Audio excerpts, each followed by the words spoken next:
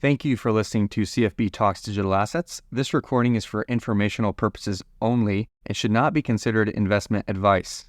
It is not intended, nor should it be considered an invitation or inducement to buy or sell any of the underlying instruments cited, including but not limited to crypto assets, financial instruments, or any instruments that reference any index provided by CF Benchmarks Limited. This recording is not intended to persuade or incite you to buy or sell a security or securities noted within. Any commentary, interviews, and discussions are opinions only and should not be considered a personalized recommendation.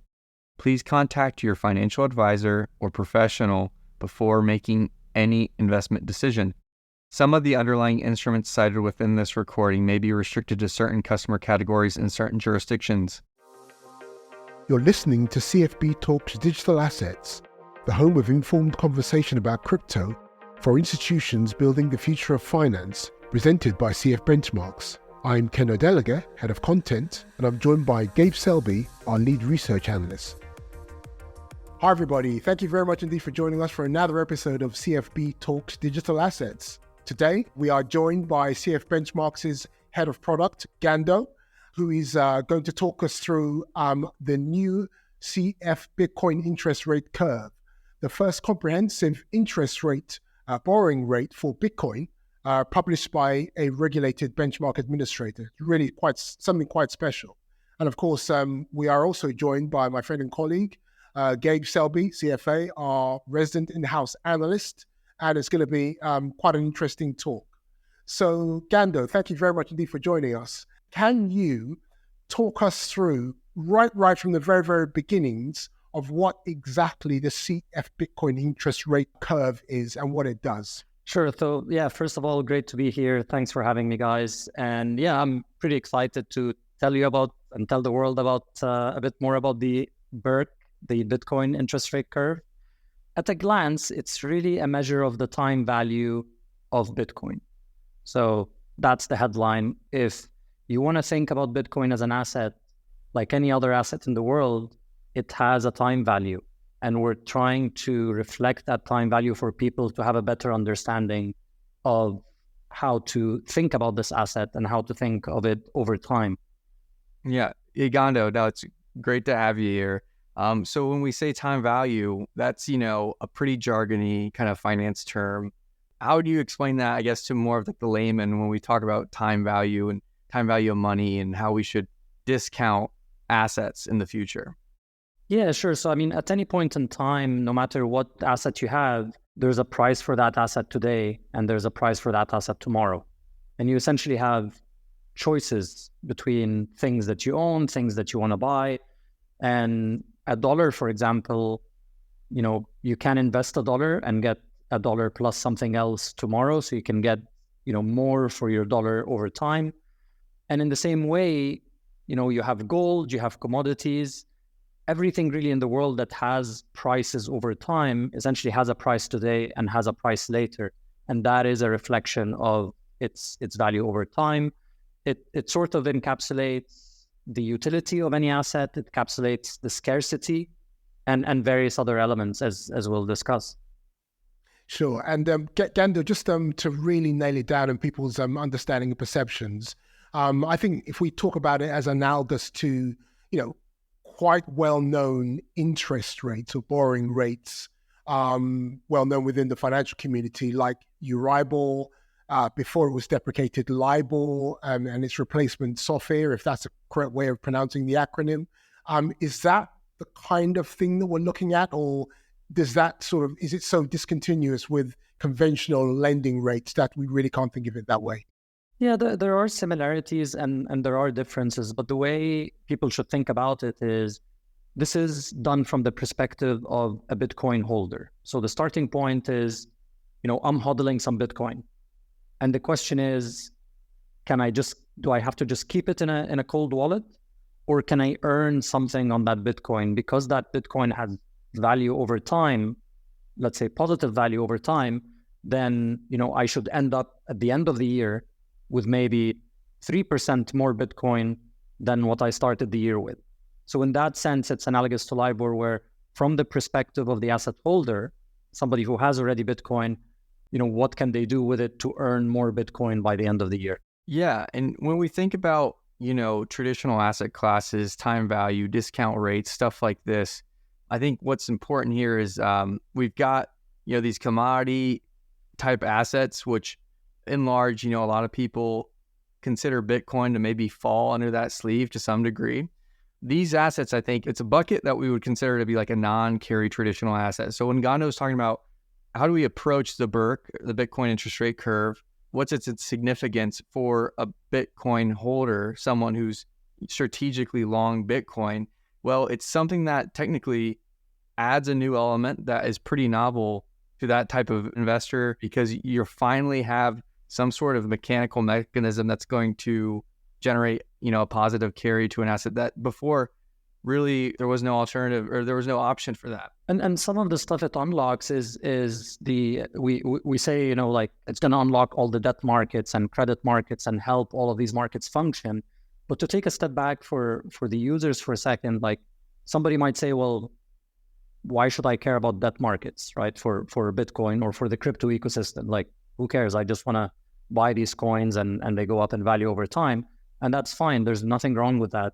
The difference between buying something for the long term or for the short term is that you are you're taking all the upside and you're taking all the downside, right? So that's no different than buying equity in, the McDonald's company, right? And if McDonald's stock goes up, it goes up. And if the company crashes, you go down with it. That, on the other hand, is the way for the world to slice risk and reward and have somebody come in who might not necessarily be wanting to take all the upside risk and all the downside risk. They want to have a slice of risk and a slice of reward. So they take very limited risk and maybe only take like 3-5% of the reward. And that's really, really important in bringing more people into the ecosystem that can play different roles in different parts of, the functioning of the whole markets. Sure. So essentially, and you can actually put this in perspective probably better than any of us, Ghando. What the CF BIRC actually represents is probably the first comprehensive attempt to provide the facility to have an insight, visibility into an overall lending rate, borrowing and lending rate for Bitcoin, really to actually be the equivalent in cryptocurrencies, or at least Bitcoin, to these interest rates that we mentioned earlier. Is really that the kind of scope that we're talking about here? Yeah, and it actually goes, beyond Bitcoin, because what happens is, as you've seen in the crypto market so far, there's protocols over here like doing DeFi things, maybe with yields of like, 30%, 50%, sometimes over 100%. And there's nothing for people to look and say, okay, where's my guidepost? Where's my baseline? And why are these guys giving me, a 200% return and yield on my money? So I think the space, as we've seen, and because of the problem with like centralized lenders and stuff, the whole thing is incredibly fragmented. Not everybody has the same information. Capital doesn't flow efficiently across like all parts of the ecosystem. And that fragmentation and asymmetry of just information is causing a lot of secluded places for bad actors to do things. And sometimes even just not transparency for like regular participants who want to just try to make like some money, but they see like 30% and you're like, oh, maybe there's 30% is reasonable. Maybe it's not. But how do you, in traditional finance, you have, the Fed funds rate, like, and then everything builds as a spread to that. And that's what we're trying to provide, is something that acts as a benchmark that people can measure risk reward against it. I think that's where, as a benchmark provider, that's where I think it's a great opportunity to kind of step in, really look at the problems that we're trying to solve with BIRC and say, okay, well, we've got, our BRR, in Bitcoin Reference Rate Index, which settles all the CME futures on Bitcoin, right? And we understand how carry trades can generate, positive yields for investors, institutional investors that are trying to, generate some sort of, let's just say like a yield or coupon generation on that strategy. So if we can take, the inception of the BRR through the venue of the CME futures and kind of get this implied interest rate, right, that is grounded to reality, that serves as a good baseline rate where institutional players can, look at it and say, this will be my benchmark, this could be my floor, and I can use kind of some subjective, additional layering based on other costs of capital to adjust that final rate and have a more realistic grounded to reality interest rate for users. Yeah, it's like the S&P 500, right? Like if I'm investing on my app, like even if I'm not like a professional who's benchmarked to the S&P 500, I want to know, am I doing well? Maybe I'm buying, Disney, and Disney is like maybe a more risky stock, or Netflix. They're more risky than the S&P 500, but I expect to make more money than the S&P 500, right? So that's my baseline of, reasonable, maybe minimal risk and reward. But then I can price and think about everything else in relation to that. And if something is promising me more return, it probably comes with more risk, and I can think transparently about what those risks and rewards are, rather than having it in this like dark room that is the crypto world, where everybody's like trying to feel their way, but information is so scattered and the activity is so fragmented and the liquidity is so fragmented that it's hard for people to think about those things on the same terms. And one of the things, by the way, is standard contract terms. Like in a lot of other spaces, you have standard terms. It helps people do transactions more easily because they say, okay, we're going to do this deal and it's indexed to the S&P 500 plus or minus, or indexed to Fed funds rate plus or minus, and that just facilitates better communication, more efficient transacting. You need that kind of guidepost for everyone to then think from within. That particular point that you made was actually really good that you made it right then, Ghando. Standardized contract terms, that's one thing that makes the CF BIRC a much better solution than what we actually have right now. And what I want to get onto, because this will enable us to have a little bit more insight into the BIRC itself, its construction, and so on and so forth. What else makes it qualify as this, what we expect to become the universal Bitcoin interest rate curve, or set of borrowing rates?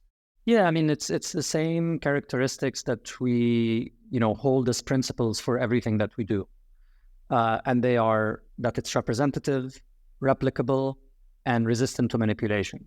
So resistant to manipulation, very easily, it's about integrity, and we have to have, the proper guardrails to make sure there's no bad actors that can influence the benchmark. Representative is really around that it reflects the world, right? Like there's a lot of people that have, when they think about some of these things, they say, oh, I'm going to run some statistics and I'm going to do this modeling and look at the regression and stuff. And that's great, but it's not always reflective of a point in time. It's like backward looking. We're trying to say that this thing is going to get published every day and it reflects what's happening today in the world, right? Agnostic to the ups or downs. Sure. So the fact is, we're talking about a Bitcoin interest rate. So obviously it's going to be quite convoluted. Nevertheless, I think in principle, we can sort of get at the ideas behind the mechanics, if you like. So how do we actually represent that economic reality that you're speaking about? How is the BIRC put together? So I'm a guy who's got, hopefully one day maybe 10 Bitcoins. So the question for me is, what can I do with those Bitcoins, right? Every day I wake up and they're sitting there and I wish I can do something with them, right? So what do I do? The one thing I can do that's, very straightforward is I can go lend it to somebody else. Why would anybody want to borrow Bitcoin? Because maybe they're a hedge fund and they need to collateralize their accounts across multiple exchanges.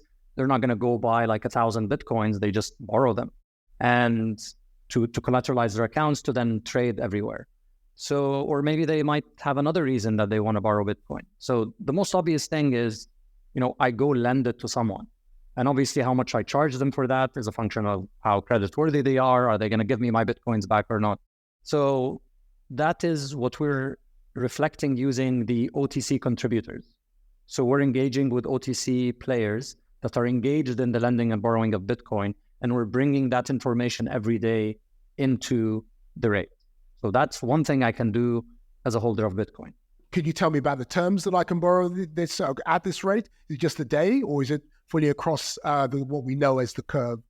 Yeah, so we're trying to reflect the value over time. So essentially, how much can I earn with my Bitcoins if I lend it out for a week?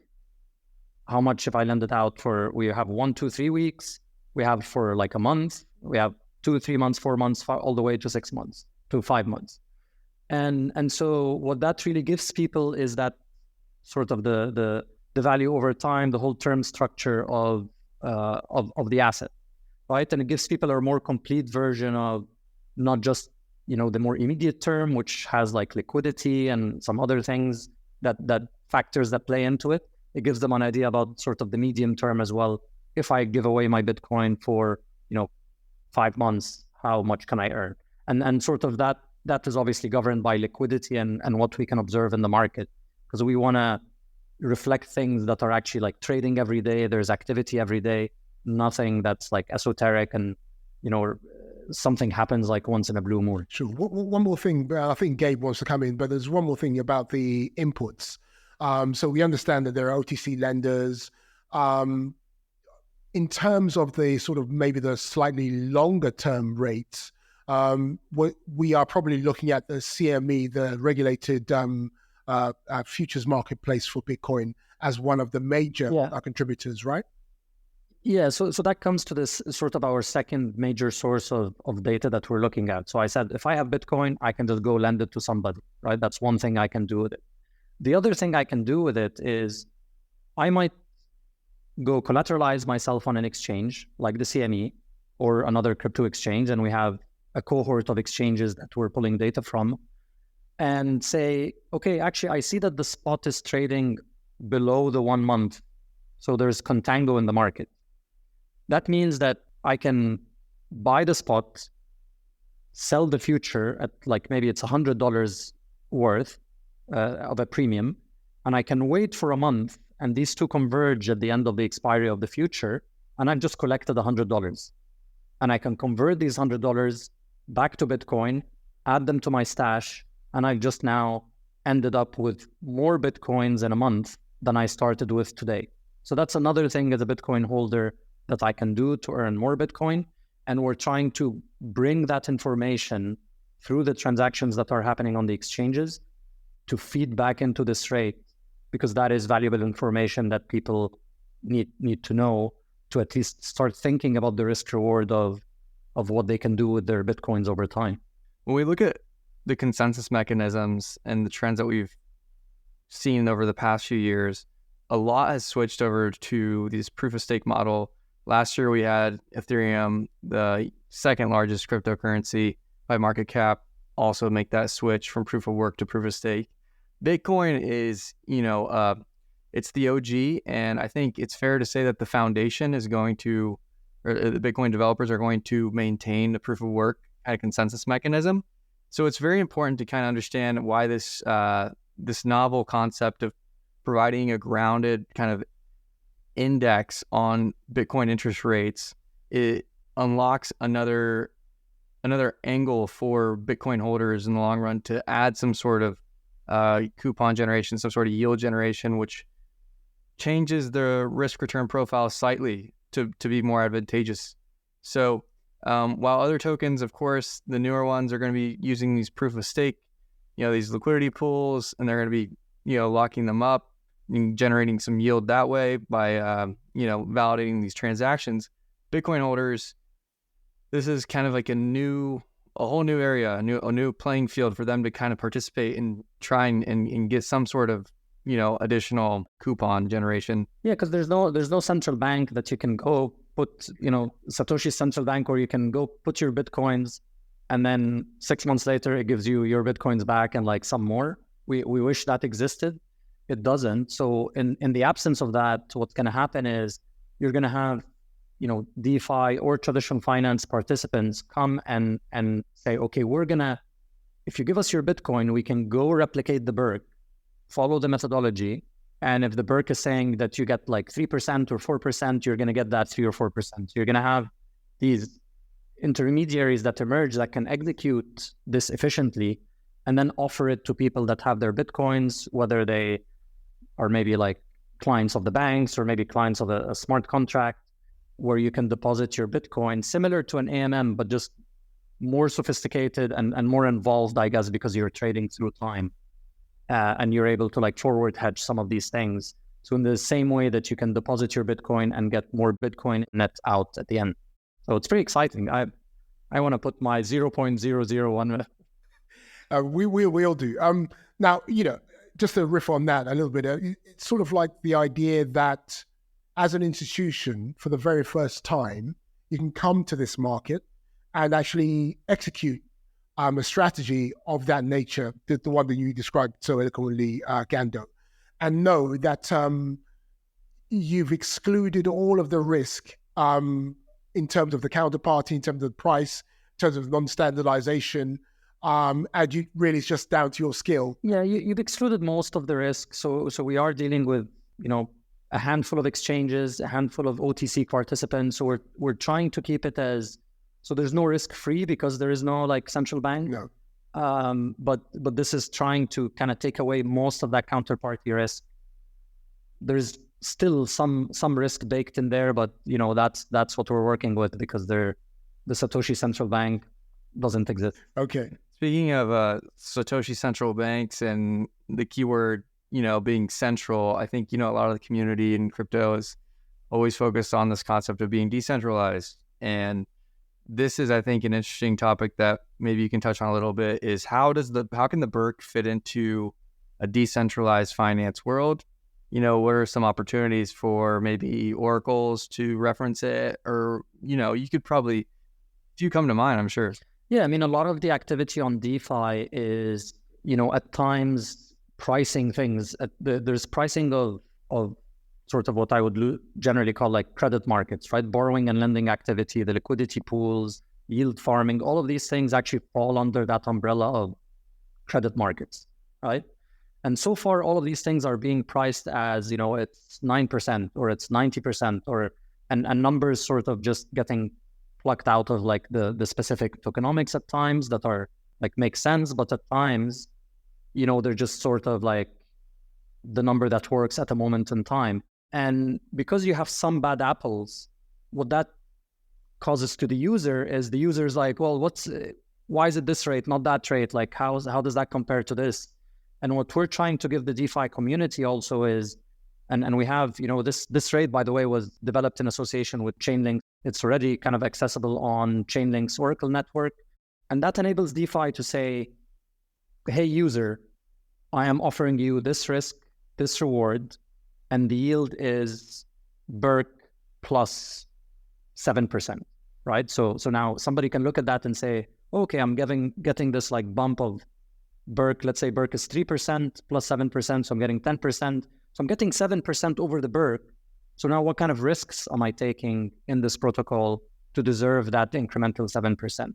And that transparency is huge, and it's severely lacking today. And I think it's going to go a long way in just getting that traction on trust and people having more transparency and more price discovery on what they're signing up for and what they're getting out of it. Now, we've touched on, we're getting into changes of regimes of all kinds here, whether purposeful or, inadvertent. And naturally, thinking about the current regime, the regulatory regime that overlooks our industry, it looks like before too long, and this term has been mentioned several times now, particularly out of Washington, the concept of the qualified custodian could become the norm. Now, in that kind of environment, with not just that sort of like mechanism in place, but maybe looking at that as a good example, how would the CF BIRC sit? How would it work? Would it be any different? What would be the implications for an interest rate of that nature? Yeah, so we obviously keep a close eye on the regulations, as you guys know, and essentially it would limit your choice of who you can custody your Bitcoin with as you're executing some of these, the methodology essentially. You're having to transact on exchanges, so some participants are only able to transact on the CME, and within your regulations, participants may be limited to having certain custodians to custody their assets, and that naturally sort of limits the sort of service providers they can work with, but it should get you at the end of the day to the same answer or something very, very close. Now, let's look at a world a little bit into the future where the CF BIRC does become, or, it's on the verge of becoming, it really makes rapid strides to becoming the de facto universal Bitcoin lending rate. What would that world look like, very broadly speaking, in terms of the facilities that would be available, the use cases that would be possible are going forward in that future? Yeah, so I mean, the most obvious one and sort of the most important one in some ways is, if I want to lend you my Bitcoin for a year, right? At the moment, I'm like, yes, 7%, maybe it should be 8%. I don't know, but I sign with you at like 8%, maybe the world changes in a couple of weeks, right? And maybe you think 8% is like, oh, I'm going to commit to 8% for the whole year. What if the world changes? And as you've seen, our world keeps changing very quickly these days. What this allows us to do is to say, we're going to sign a contract. I'm going to lend you my Bitcoin, and it's going to be BIRC, let's say the 1 month BIRC, plus 4%. So therefore, we've established that you're willing to pay a premium above BIRC at 4%, and I'm happy for that to be my compensation. And now BIRC can float, and our contract can be, a function of the changing world. So we don't have to commit and be stuck with our decision today. We can have that flexibility where our contract is floating against the BIRC. It's BIRC plus. And as the world changes, then, it might be 3 plus 4 today, or it might be 10 plus 4 if the world changes significantly. And what that gives me as a lender, it gives me confidence that I'm not getting screwed. I'm not going to have FOMO in a couple of months that, oh my God, the world changes. I could have gotten way more for my Bitcoins. It just gives me that assurance, and it makes sure that you're paying me a fair price throughout the term of the agreement. And we've already heard that from OTC players that are in the borrowing side of things. They're saying, yeah, we'd be more comfortable to, borrow Bitcoin on longer term horizons if the rate is floating, not fixed. Ghando, I would say if there's any other specific use cases that you see that we haven't touched on yet that you think are worth highlighting. Glad you asked, Gabe. Yeah, glad you asked. Yeah, there's definitely one more. There's definitely a lot more actually, but the foundation, as I said, is that core sort of physical borrowing and lending activity, and that is our primary purpose because that benefits really everyone in the ecosystem. DeFi users are going to have transparency. Institutions are going to be able to go to their treasury and say, yeah, we're not making a number up, like it's sort of benchmark to this as a spread to this. So that is the core, functionality. Now, once you have that functioning properly, then you can start having derivatives markets building on top of that, right? So you can have, say, I lent you same with like mortgage markets, right? Like I lent you my Bitcoin at BIRC plus 4%. Maybe BIRC has moved up to 10%. Now I want to lock it in. So I can go into the derivatives markets, transact through like a structured product or an exchange traded derivative to lock in the 10%. So my contract with you has not changed, but I can, if BIRC goes up, maybe I want to lock it in before it goes back down. And that enables me to do that. So essentially what that means is you start having risk management solutions, giving people exposures that they want and need, or mitigating exposures that people are worried about. So all of these participants in the ecosystem, they can index to BIRC, and then now they have the option to use these instruments to hedge in and out of BIRC, which unlocks options markets, interest rate swaps, and various things that will come to the ecosystem in time. This is just the foundational piece that we're starting with. Sure. So I mean, the main takeaway that I'm getting from this really instructive chat, Ghando and Gabe, is essentially that, I think people need to grasp the significance of something like this. And, there's something like this is actually the CF benchmark's interest rate curve. It is essentially the key to unlocking the next phase of you could say cryptocurrency, you could say Bitcoin, whereas your mileage may vary.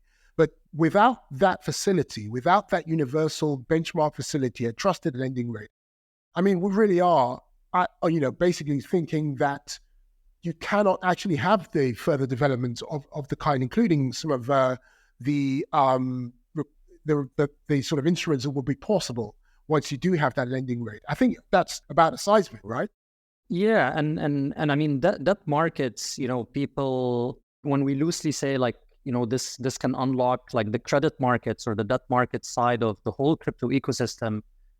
That's really, really important, because debt markets in the traditional world are over 300 trillion in size, or maybe a bit less now with the tightening, but they're enormous. And why should people care? Because debt markets is your mortgage, debt markets is your auto loan, debt markets is your credit card. All of these things are made possible by this functioning of these credit markets that are able to allow people to come in and have a slice of risk and a slice of reward, not the whole risk and the whole reward. Exactly. So essentially, you cannot actually have a fully functioning, fully diversified and universal debt market without a fully functioning universal Bitcoin interest rate curve, if we're talking about crypto. That's exactly right. And the development of the credit markets will make the ecosystem as a whole better overall. It will bring more people in. It will increase adoption. It will increase people's, part of our mission is the economic freedom. It will, allow people to parse risk and reward in a way that gives them more tools in the toolbox to ultimately manage their personal finance. Absolutely. Well, Ghando, I feel that we've covered pretty much everything. All that's left for me to do is say thank you very much again to Ghando, our head of product, for educating us about the CF BIRC. Great to be here, Ken. Thank you. And do come back again sometime soon. And of course, my colleague and friend, Gabe Selby, thanks a lot for your contributions as well. Thanks, Ken. Great to have you, Ghando. Yeah, we got to get you back ASAP. Don't be a stranger. Thanks, guys. And thank you guys again for listening in for the latest episode of CFB Talks Digital Assets. See you again soon.